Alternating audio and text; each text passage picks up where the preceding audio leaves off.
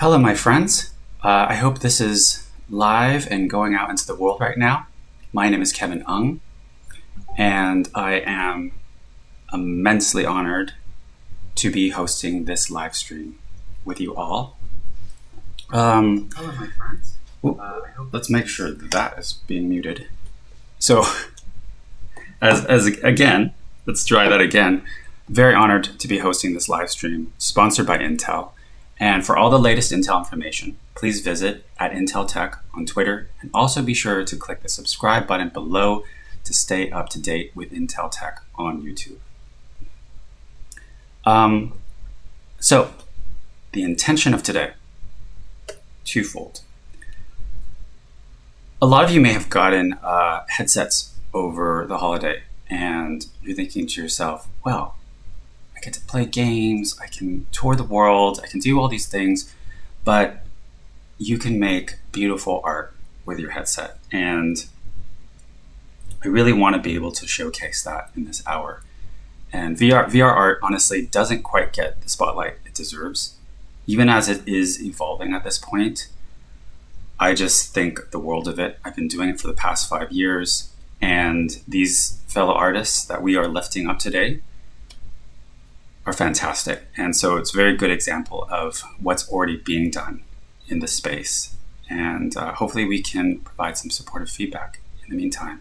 And also, I want to acknowledge that all the artists who came through and submitted during the time period, I am so grateful for you all. That was some really exciting work came through, and I wish I could sit down and review each and every one of the pieces.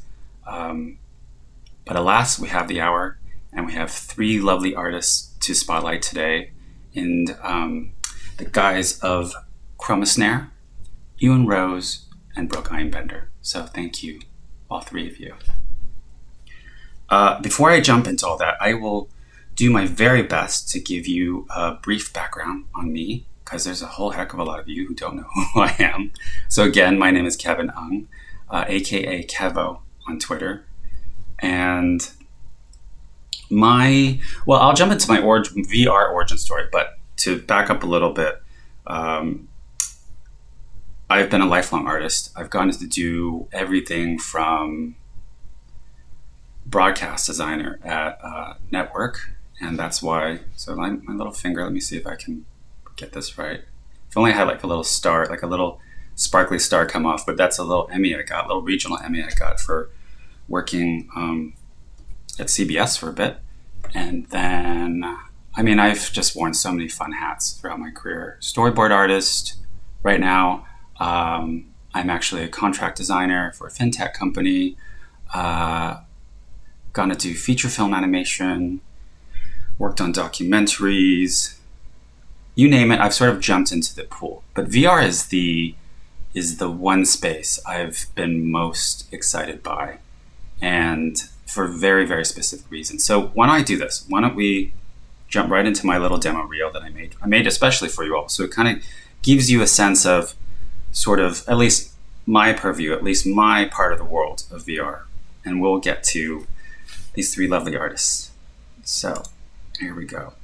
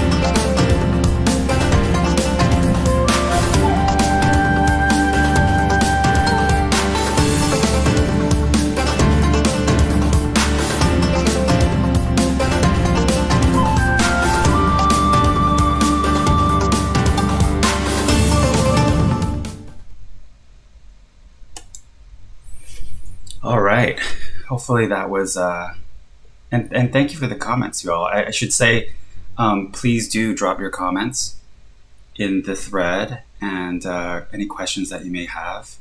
The lovely team over at Intel are helping to moderate as well. So thank you.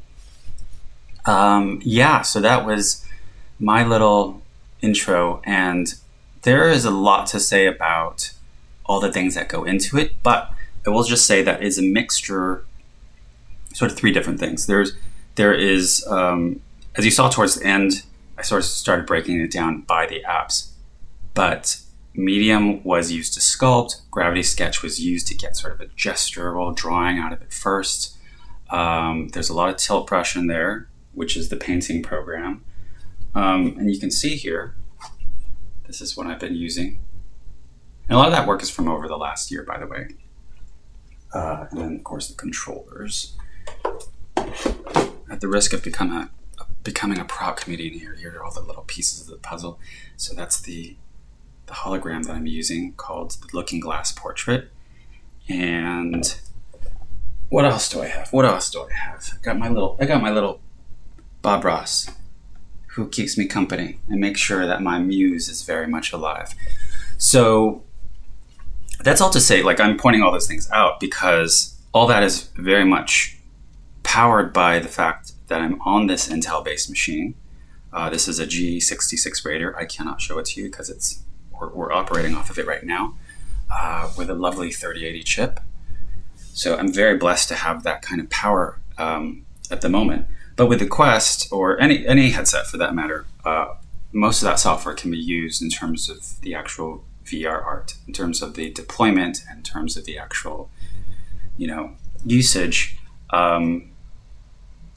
That part has been my re-entry into the PC side of things. So I'd gone decades without even touching a PC, and so without that, it's a really, very, very important piece of the puzzle. That's kind of what I want to emphasize. So my VR origin story, briefly, because I really want to get to the artist.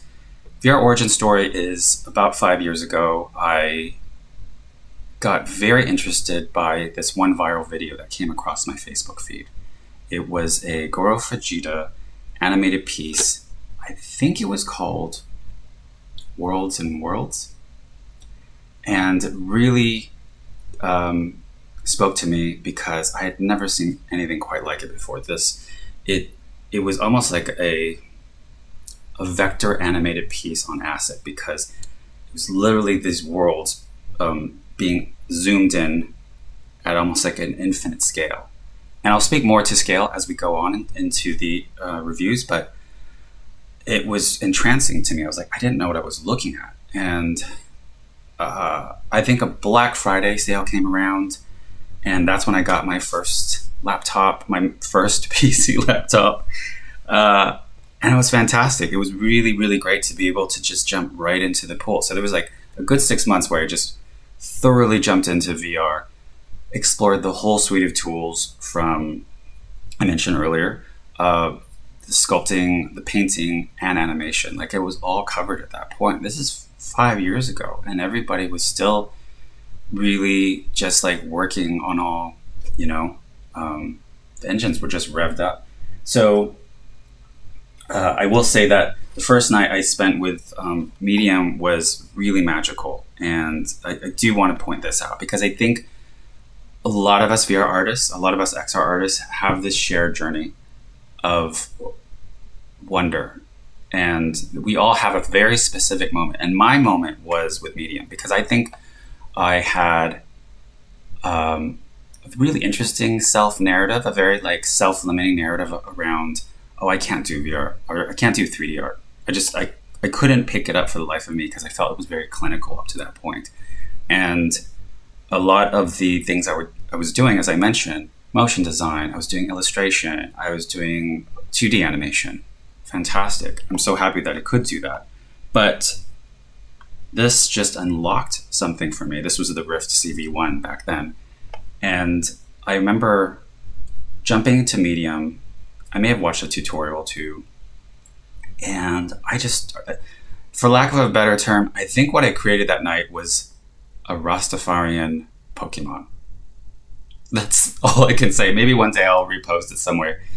But it was wondrous to me to be like, I can recreate like the dumb look on my face. I was just like beaming, smiling at the sky, at the light inside this scuba gear here. And I think that's what it is. Like a lot of us VR artists, we have no choice but to turn towards the light, and being able to find that. So I spoke to the muse earlier. We always talk about like the mythology of a muse and an artist. But to me, a muse is three things. A muse is curiosity, tenacity, and is it three things? Is it three things really? Curiosity and tenacity and inspiration made tangible. I kind of think of it like a heart song, like a heart song that you cannot resist. And so that's kind of where this all comes from. And I think you will see it in the work.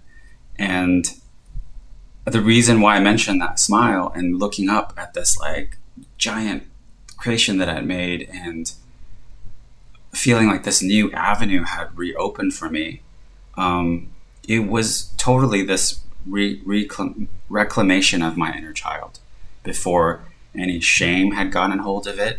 And I don't know. I think that's what I always come back to. I always come back to trying to chase that medium. And VR and XR happens to be a great portal for it. So without further ado, because I'm just going to ramble on and I hate doing that, let us jump into our first piece of art by Chromasnare. And let me show us what we got here.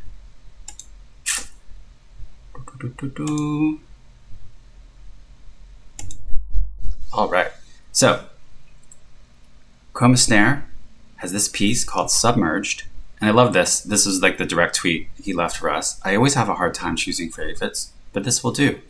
Made this with Gravity Sketch, Medium, and Tilt Brush. Fantastic. Already two things off the bat. I haven't even seen the piece. I love it. Like the fact that you have a hard time choosing favorites is like, again, totally resonate with that because this is what we're talking about, right? The whole notion of being able to say, hey, I love my work and I'm going to make more of it, damn it. So I'm glad that you chose this piece. I understand that the prompt for this, because this is part of the VR Art Live community, and I think the prompt was water. So you probably do this as dailies, which I commend you. That's already like really hard to do, the discipline of doing dailies. So I'm always going to be swiveling a little bit. I'm not watching a Wimbledon game. I'm going to swivel a little bit every once in a while just so I can look at comments. Yeah.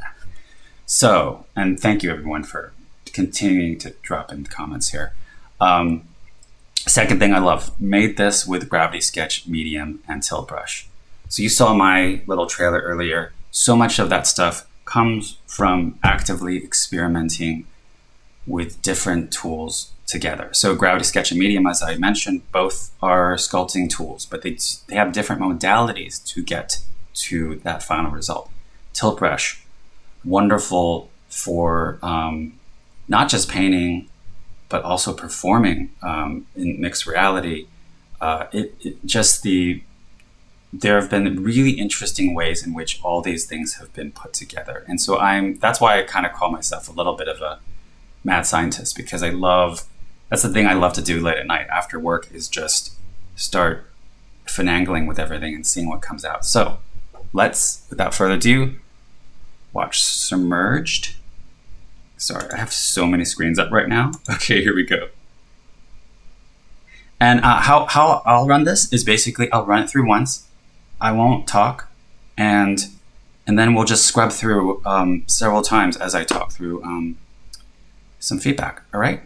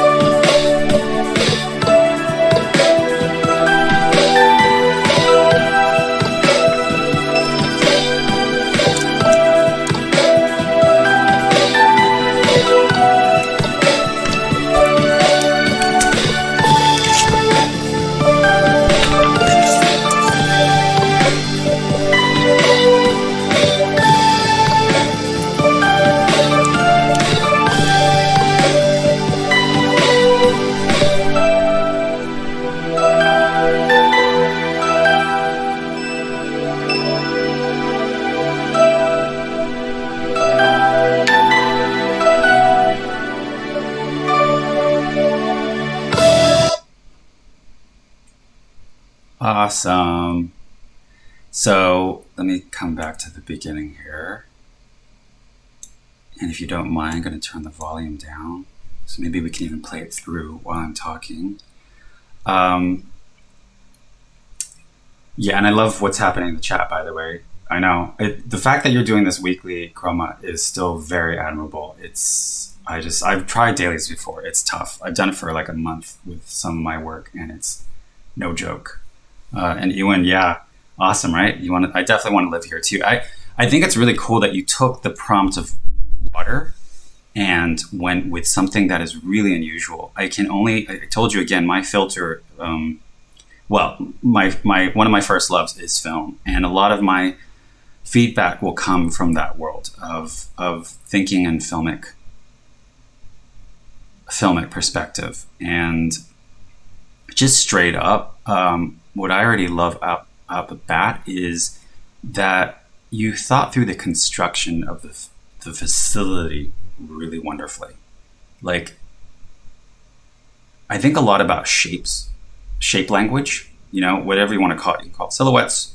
In my case, it's just the language of shapes, especially when it comes down to just like the bubble nature of everything and like how it's all put together. There's something just really, really charming about it overall. And I never get lost in the geography of it, and that's outside of the actual camera work. Like it just feels like it's a place that you actually could live in, to Ewan's point. And I love that you can see everybody's working on something, that everyone has their own role. I think earlier in the piece there's someone, doing some welding up there or something. They're fixing things up. I think there's one shot where we have, it's right here. Yeah, it's almost like this away team. I don't know where they're off to. Maybe Chroma, you can tell us where these three people are off to. It reminds me a lot of, I don't know if this connects with anyone else, but growing up, I love those Richard Scarry books, the Busy Town books, where you'd see all the different animals, and they just all had something happening, and they're various, like, someone's doing brickwork, another person's like fixing a chimney, someone's cooking in the kitchen. And actually, straight up, I would say, like, I would love, if you were ever to touch this piece again, for example, being able to see into one of these bubbles, like a little portal, or even the little ship that we fly by at some point right there. That'd be so awesome. Just to give it another level of dimension, So we get to see a little piloting. They're just goofing off. I love it. Why not? They need free time. They need a break. Yeah, and all the little touches are great too, like the schools of fish, the little lighting on the ground, the camera coming through the seaweed itself. I was curious what these were actually over here. I don't know if these were like anemones or crystals or... Yeah. So I'm staying quiet because I really just want to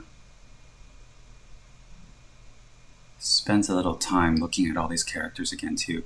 And I imagine where you were using tilt brush, a lot of it is tilt brush, but where I'm guessing the construction of the actual construction facility here, Gravity Sketch, is probably Gravity Sketch, and then maybe the ground is medium. Because I like what you said earlier. It's like you said that you couldn't really decide on one app, that your favorite app, and I feel the same way too. I like jumping around a lot as well. So let's talk a little bit about, if you were to take a second pass at this. I will say I think this is a very charming piece. If you were to take a second pass, things I would play with are around atmosphere, composition, and camera work. I think those are like the three things I would hit up. So when I think of, I was trying to say earlier about the film aspect of it, the reason why this is such a cool premise is because this is so rarely kind of depicted in any kind of real visual storytelling. You don't see a lot of it. Like I can think of 20,000 Leagues Under the Sea. I can think of James Cameron's The Abyss back in the late 80s. And then maybe like 2 years ago, there was a Kristen Stewart film called Underwater. They've all covered it to a certain degree, but it's never, it's, sci-fi tends to sort of dominate the field. So we're always out in the cosmos, we're always out in the galaxy, when really we are already living on top of an alien planet. When we talk about the Mariana Trench and deep sea exploration, like there's all these aliens underneath us. So I love that you explored this. And so I would be very curious about pushing that even more. So just thinking about it now, like I think what you were depicting, by the way, on the outside to frame this was, if I can remember correctly the term, because I had to look it up, hydroplume vents. I think that's what you were depicting here, because they almost look like volcanic sort of rising from, seeping through. Gravity sketch for ground, structures and divers. In medium, the fish and whale. Oh, interesting. In medium, the fish. We will get to the fish and whale, because I want to talk about them. I don't want to leave those two lovelies out. Yes. So what was I saying? I was talking about, yeah. So if I think atmosphere wise, if it truly was deep ocean, my feeling is that we would still have to go a bit more monochromatic, more blues and teals. So, and then also bringing the fog overall in. So what I'm saying to you is that creating atmospheric cues that really bring the intimacy and more. And the lighting overall, it would be more directed towards the center, so we could see all the players. Like in this scene alone, for instance, this shot, you could see these two perhaps a little bit more clearer as a result of isolating the light. So I would even think about, and you're already kind of doing it. Like I can see that there's lighting on the undersides of the facility itself. So you've already thought about wanting it to make it feel more underwater in that respect. I just think it means turning down how hot the light is here, and giving it. I'm not saying monochromatic as you like take all the saturation out. I'm more talking about muting it towards the back and then bringing up the vibrancy in the middle. And again, you can paint that. You can paint volumetric light rays maybe below each of these individual joints here. You could paint caustics along the ground where that light shows up. Just subtle things. And I wonder also if it was intentional on your part to give it like a shelf versus having it transition from shelf to backgrounds. That's just a question. And then lastly, I wanted to talk about the whale, the killer whale, and the whale. Is it a manta? The fish and the whale. It's somewhere here. Let me see. See, to someone's point, they couldn't see it, and I really would love, and that's where composition-wise, I would love to bring them into I think they're right here.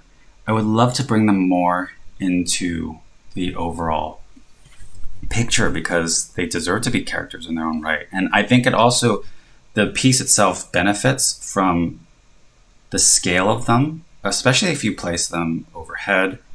Then you really get the sense of like, oh, this facility is quite large, but it's also dwarfed by. Sorry, I'm actually trying to find them again.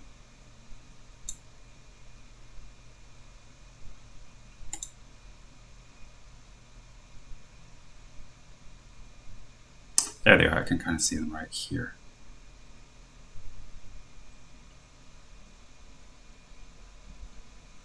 In the background, silhouetted, yeah. And I understand that. Maybe you do want to keep them a bit more silhouetted. And that's perhaps where the fog will kind of help you, is that they're still there. They're just like, we have to remember, it's like, yes, there's this facility, but it's also still in the wild. So that's my overall take on it. Again, wonderful, charming piece. Thank you, Chromasnare. I really appreciate you sharing this with us. And please, and I'll give everyone the handles later, but please follow Chromasnare. Next up, we have Ewan Rose. So excited to show you this piece. I'm actually not even going to say anything because I want you to just see it straight up. The name of the piece is He Who Would Not Burn.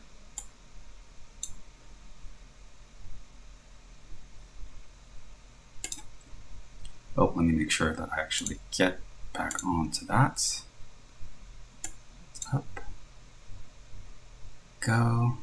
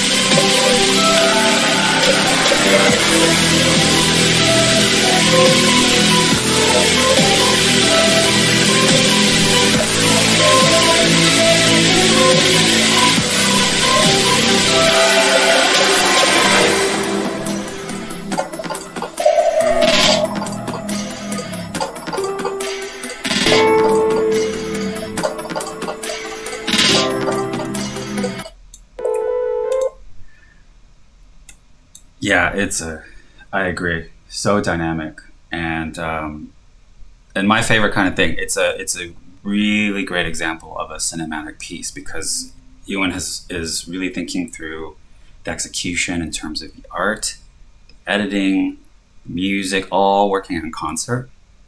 So in a way, it just works as its own sort of standalone short. And it really just this is a very emotional piece. I just feel, and play it again without the sound.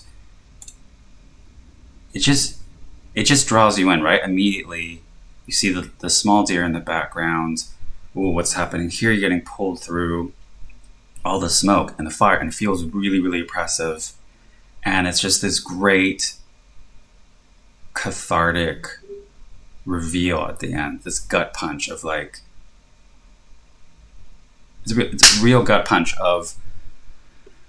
For me, okay, it really feels to me, it's in the title, it feels like He Who Would Not Burn. There's something very, very confrontational about it in terms of saying, hey, you may try to burn us down, you might try to take our lives, but we are not standing for this, essentially.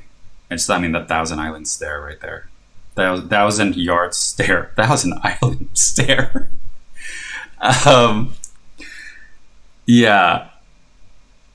So, and I imagine, everybody can take what they will from the piece, but I do feel like there's a message inherently in it. And, I as someone who cares a lot about wildlife conservation, the fact that we have wildfires every year that cause, irreversible damage to the environment, it's really upsetting. And I can imagine, at least for me, that's what I project on the piece. That's what I feel from it.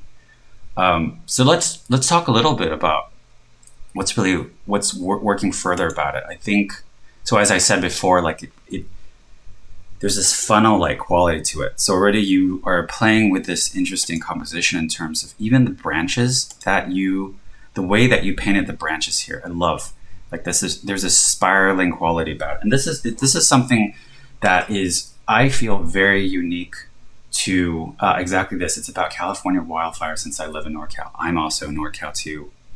I'm with you. Team Ewan on this. So something I didn't really talk about when talking about actually creating something in VR is that it's wonderful that we have, our digital pens, wonderful inventions in their right, but they do not encourage us to actually. They don't encourage us to actually move our whole bodies. And I'm pretty certain that Ewan is really playing with the whole body. Wow, it's all so. I love dancing, and so I bring that whole energy when I paint, and it's really clear to me that, especially as you pull out further, it's really obvious that there's some really beautiful gestural strokes in there. When you see it all macro, like right around there, is where I feel it. So much beautiful circular movement here. You know, this burning effigy of the stag, like it's a lot of triangles, circles, like even the ones on the outer edges here, I can imagine like Ewan is really pulling around, and it's just like the difference between me doing this with my versus my whole arm pulling, and that's why I think VR art is so special as a medium, and we don't talk about it quite enough. Like, you see in some mixed reality pieces, you see how people move. It's great, but breaking down, like, why do we move that way? What is it about that embodied gesture that is so freeing, you know? I get excited just talking about it. So, and also the micro to macrocosmic scale is beautifully done here. So what I'm talking about is that, and again, something that is unique to VR art in terms of making it, again, is the fact that Ewan is actually probably playing, and I also imagine Chromasnare was as well, is that you are constantly both, you can scale up and down your creations in a second, like literally with both controllers, you know, with these trigger buttons, I can pull up the whole composition at once, super, super large, and then miniaturize them in the same second. So that kind of plays through in the piece too, which I really like a lot. Also, the economy of the brushes is great. I just love the economy because it really contributes to the overall aesthetic. I don't know quite how many brushes you may have used here, Ewan, but it really shows through that you picked. Some of the temptation with using tilt brush in the beginning is that you have too many brushes to actually deploy. So I find in a lot of people's initial pieces, like, they're throwing everything at the canvas. And there's nothing necessarily wrong with that. But this shows you how, if you just pick, I don't know, maybe there's like 5 or 6 brushes here to my eye. Like you picked a really interesting hull, like the hull brush, for instance, for the charcoal, like along the neck. I love that. And I think the actual, I don't know if that's a disco brush. Anyhow, we won't get into the minutiae of all that, but and then you lit it this way, which makes it even more, again, we come back to that shape language, like that starkness and the contrast between so much fire and then so much charcoal. It's just very arresting. So that's all to say, I wouldn't actually even touch this piece in terms of it aesthetically. Where I think, again, I'm going to keep on coming back to this, like a second pass,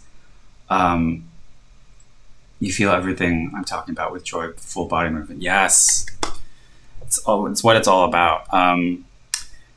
And this may play into what I talk about next in terms of where I think actually you could go with this piece is disruption in terms of the editing and the camera technique. I love the fact that you have this funnel, this tracking shot that we're following all the way through. But I think you could start making really unusual compositional choices if you did it again. Like, you could do really staccato like editing in terms of, so if we start from the beginning, for instance, I'm very curious what you could do if you started empathizing from the view of the smaller deer. Would you show different shots altogether?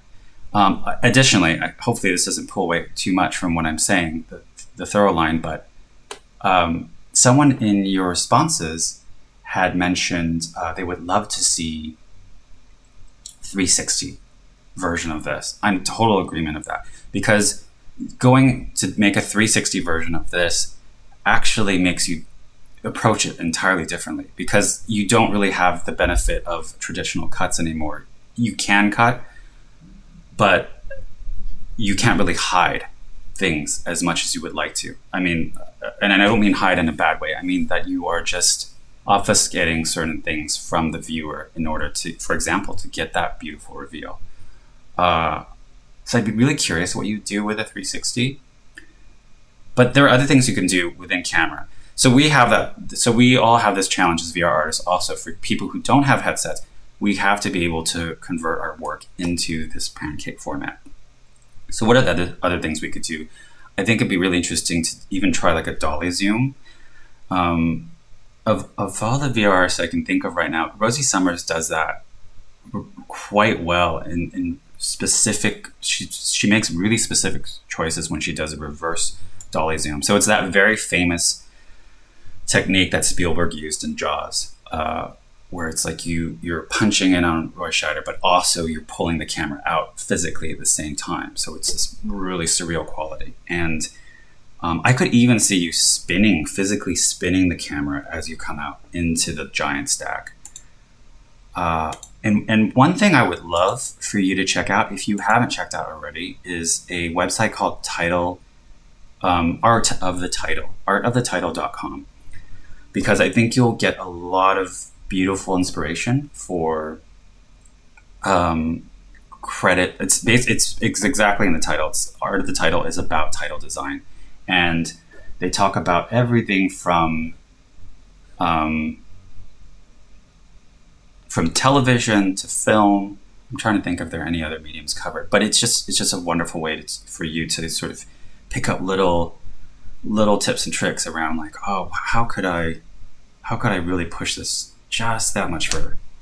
Anyways, I love your piece, and yeah, I think it has a lot of, again, emotion in it. It even has a lot of tenderness in it, interestingly enough, and I think that is that's something I try to do a lot in my work too, and it's a constant challenge. So good on you, bravo for just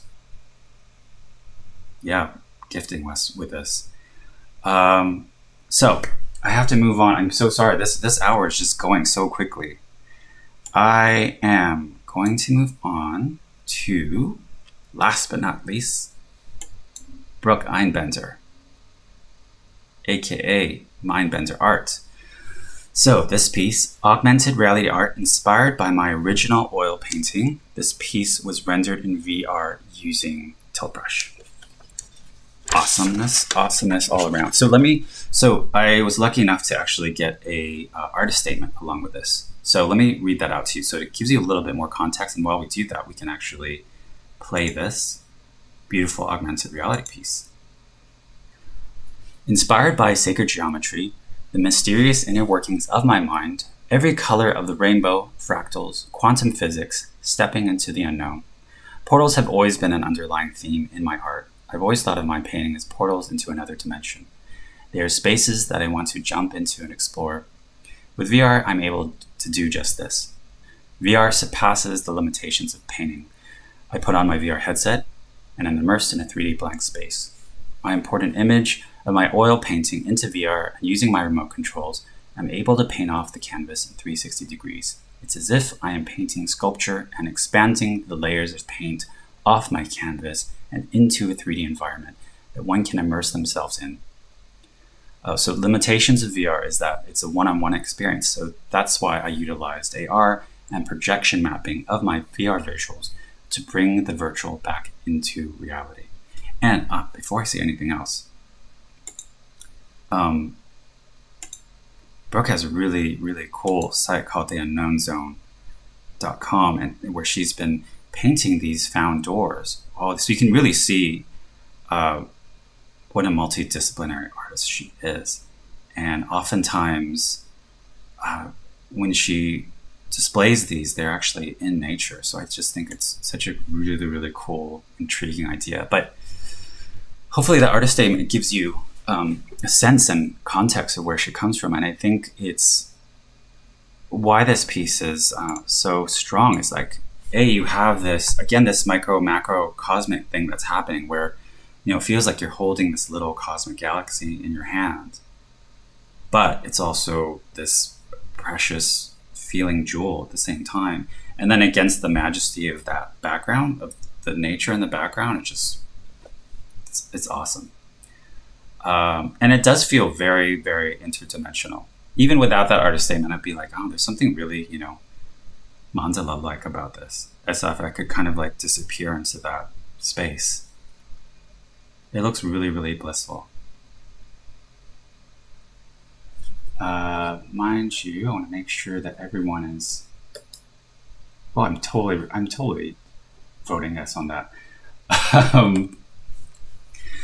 Let's see here. Yeah, and also this is a great demo of how you could use AR as a literal calling card, right? Like, let's just say, like, you're out on the slopes, like we are here, and you're on the ski lift. You're with a stranger, and they ask you what you do, and you could literally show them in the moment, hey, well, this is one of my pieces. So you could have a potentially a patron as a result of being able to do this in the wild, so to speak. IntelTech is great for AR. I think it's just like it's such a like the brushes that just come within it. And now, by the way, if you don't know, OpenBrush, which is the open source version of TiltBrush, has turned 1 this year, and so there's a 1.0 version of it, and it's very exciting for the community.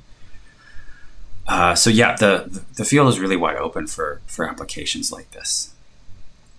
So what I want to say actually about, because it's already teased in this piece, like where could we go further with this? You already have it spinning. And so that to me feels like, oh, this is like a very playful puzzle. How can I, tickle the viewer further with the interaction of it? And I know, and here's where we kind of get into the whole thing. Like, my earlier demo reel, there was a fair amount of game engine stuff in it, and also Blender. So, I was using both Unity and Blender at points. We all have some point, if you're, sort of pioneering in any way or shape, form in this space, we have a moment, again, where we're confronted with, like, how much do I want to learn Blender? How much do I want to learn Unity so I can, take this to the next level? And this is no different. Like, I just really see this being even more animated, like pieces of it, like literally pulling out, or maybe like there are shader effects alongside the edges of it. Just little subtle touches that could really, I don't know.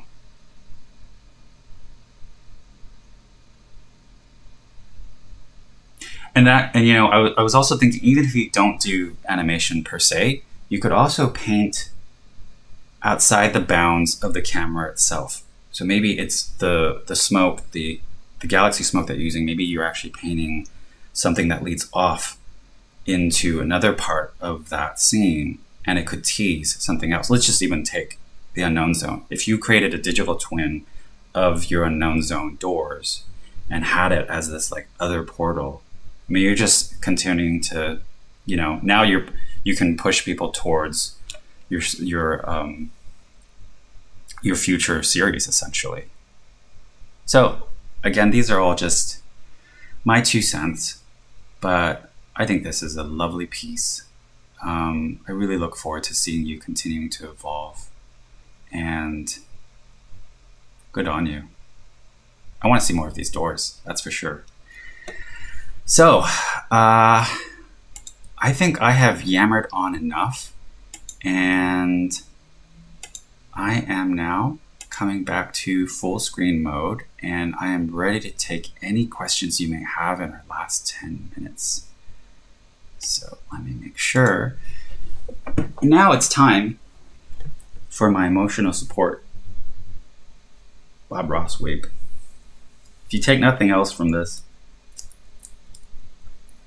know that this will, help us through life. Is just embodying a bit of Bob Ross and all the happy accidents. I really wonder what Bob Ross would think if we would think of VR art, actually. So let's see. Does anybody have Any? Y'all have been so good about the comments. Yeah, I love OpenBrush too. I don't know if anybody can hear me through this ridiculous mustache. Uh, yeah, like the new OpenBrush tools are so cool. Snapping, lazy input, all that stuff. I'm digging it.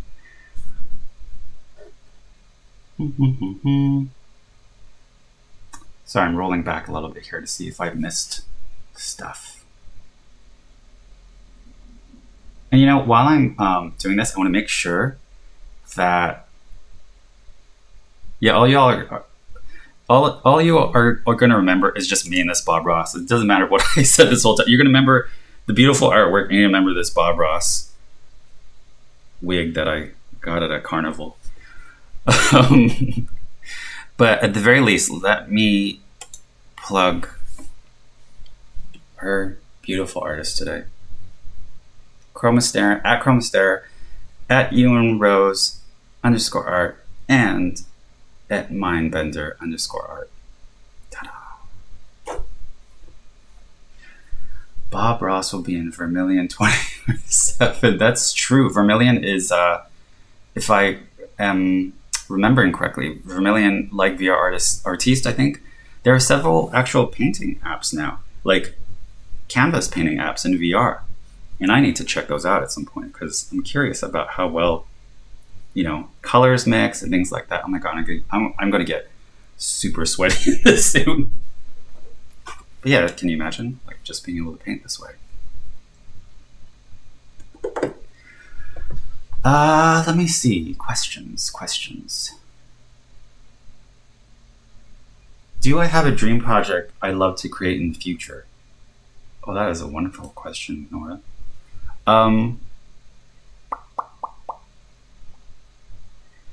You know what? I'm actually kind of living it already. One thing I didn't really cover in my intro was that, I've had some really fun milestones throughout my VR life, which include being a contestant on a reality show for Oculus Medium, where we did like head-to-head 5-minute battles. That was super fun. I've been through the Launchpad program. But fast forward to today, I've had a really great time playing in social VR. So big shout out to my, so I live stream with this wonderful crew. We call ourselves the Better Together VR crew. And these are my friends in Canada. We've, without a doubt, we've all been through really, really tough times these past 2 years. And that has been a really great emotional anchor for me to have a weekly thing that we do. And we get to basically, and why I'll get to the dream project part. The dream project part is because it's a collective that we are doing things together. We actually create worlds together in VR chat. I should say it's VR chat. And by the way, there's a very cool documentary that just came out at Sundance that we happen to cameo in, called We Met in Virtual Reality. And the social VR has really unlocked this part of me where I've gotten very passionate about making avatars. So some of the characters that you saw in my demo reel are actual avatars, the cat specifically. And I just had so much fun being able to be both Geppetto and Pinocchio at the same time, And then making worlds is a whole other thing. Like looking at Chromasnare's piece specifically is, and Ewan said earlier, like, I want to live there. Absolutely possible if you can make it for VR chat. So there you have it. I feel like I'm living the dream already. You're very welcome, Debbie. What's the best way to get started in VR art? Oh, okay. Very early on, I said I did the 6 months of, like, I was just a monk, like learning all the stuff. But at the same time, you do have to find community. I absolutely recommend, I don't even care what community it is. Like, it could be the VR Art Live community, for instance, because that has sort of its inbuilt prompts around for example, water in Chromasnare's specific piece. But having that community and having the support that is inbuilt is so invaluable. It's the reason why I got into Unity. It's because one of my friends in the community just took time out to intro me and get me onboarded into Unity for one of my tilt brush pieces. So if you can find one, I actually did help to co-found a group at one point called XR Artists, but I can guarantee you. And then if you can even approach it in a way, I'm not recommending you necessarily go the route I did, but experimentation, like really just be open to playing again and not judging yourself when it comes to starting out in tilt brush or starting out in whatever sculpting software you choose, like Gravity Sketch. Just play. And like I said earlier, like gestural strokes, just please let go of your body. Breathe, let go of your body. I think that's really, really important. And I really feel like that would be a Bob Ross thing of just, I think his thing was about not being, it was a real non-judgmental quality to what he did. And I hope that we as VR artists embody that for others, especially those who are coming into the space for the first time. And people are still very, very welcoming. And I hope it continues to stay that way.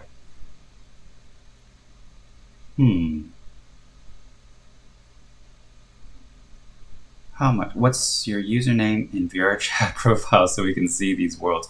My username in VR chat is Bingko, Bingko.